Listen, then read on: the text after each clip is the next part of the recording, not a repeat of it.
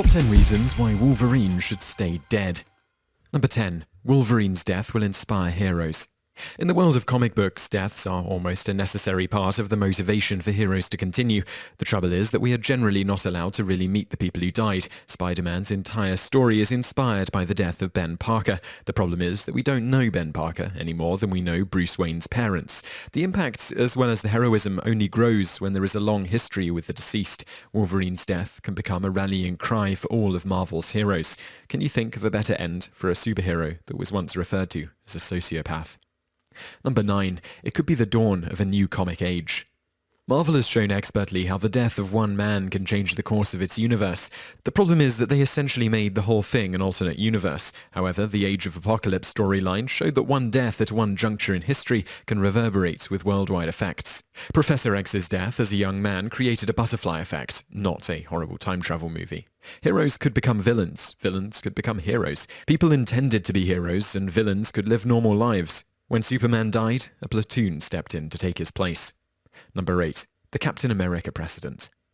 The only people who ever truly die in comics have to be sincerely loved by Peter Parker. However, Marvel has established a precedent of major characters dying or being lost, signaling a major change in the direction of the company. For instance, you cannot tell the story of Captain America without freezing him in World War II. You also cannot tell the story of Captain America without Steve Rogers being a time-displaced throwback struggling to learn the modern age. That is the only possible direction that Wolverine's story can go in at this point. There should be at least a 2-decade minimum on Wolverine's death. After that point, you can give him a John Spartan resurrection in whatever the modern world is like in the mid-2030s or beyond. Logan's return would then signal a new comic age. Also, you could never again tell the story without the story of his death. Number 7. Wolverine's death raises the profile of the Deadpool movie. Comic book fanboys love Deadpool. Non-comic book fans could not be cattle-prodded in every major and minor orifice into knowing the merc with a mouth at all. This is a problem. This is a bigger problem when you consider the box office for the first Punisher film, the second Punisher film, and the third Punisher film. However, Wolverine's death will raise Deadpool's visibility. Deadpool will essentially take the Wolverine role in upcoming storylines. Also, the box office will be significantly improved for a Deadpool movie with a Wolverine appearance. Wolverine would be nearly an exclusive big-screen property. Mutant movies are enhanced at the box office by a Hugh Jackman appearance. The best part is that Jackman sounds like he would be receptive to the idea. Deadpool comes to theaters in 2016. Of course, none of this benefits the company that actually owns the character of Deadpool. Number 6. Reign of the Wolverines.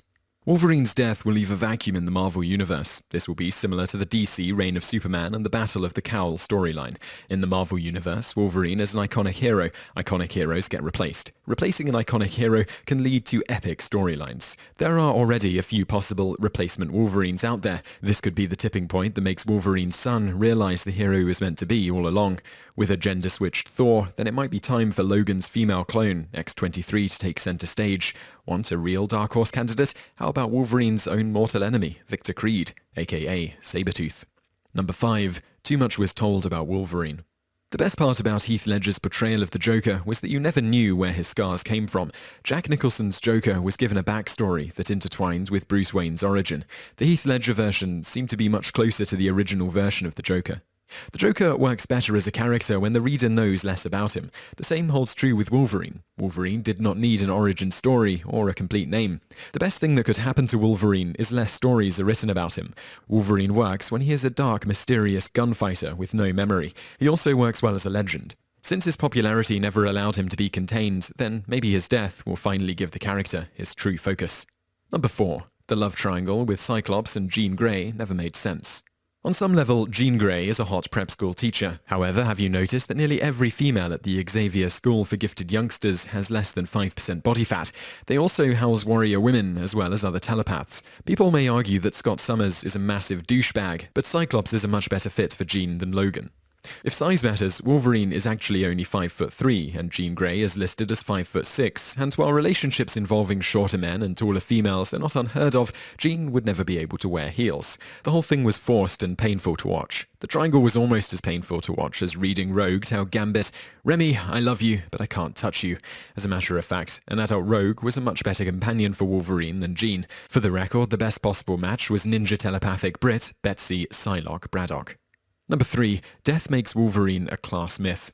The way that a hero dies is every bit as important as the way a hero lives. Beowulf died taking one last swipe at a dragon. With this death, Wolverine is becoming one of Joseph Campbell's heroes with 1,000 faces.